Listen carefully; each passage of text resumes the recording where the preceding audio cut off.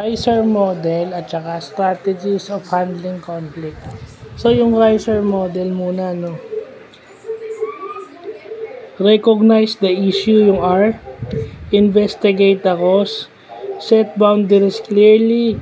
Engage with empathy and redirect to solutions.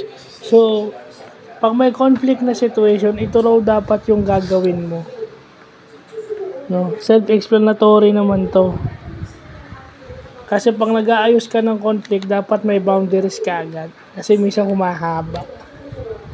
No, at yung 6 strategies for handling conflict naman, mirror their concern. So, kailangan uulitin mo yung concern nila para ma-de-escalate daw yung situation. Magtatanong ka dun sa dalawang nag-aaway para ma-solve yung problema. Siyempre, pag ipoprovoke ka niyan, dapat kalmado ka lang. Kasi minsan, pag hindi ka na rin nakapagpigil, umiinit na rin ulo mo, pati ikaw, kasama na doon sa...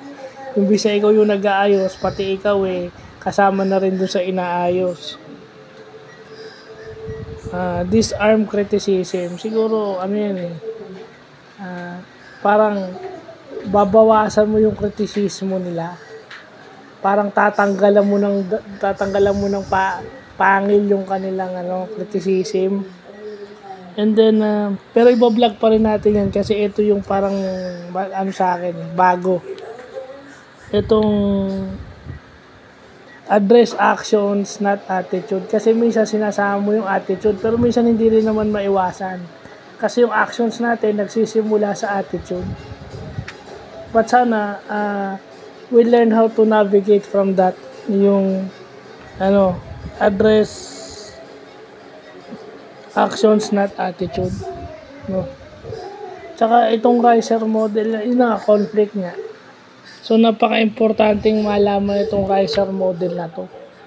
Kasi para maiwasan yung gulo sa trabaho at para sa maayos na pagtatrabaho. No, ito yung inaano mo lang. So yun, putit alam natin yan. Yung mga ganyan. So para hindi lang halata na itong Riser model ang gagamitin natin. Mga HR to. So part ito ng human resource, yung grievance. No, alam to dapat ng mga corporate lawyers na matagal na sa kumpanya, matagal na sa larangan ng batas sa Pilipinas. O dapat alam na nila yan. So yun lang po.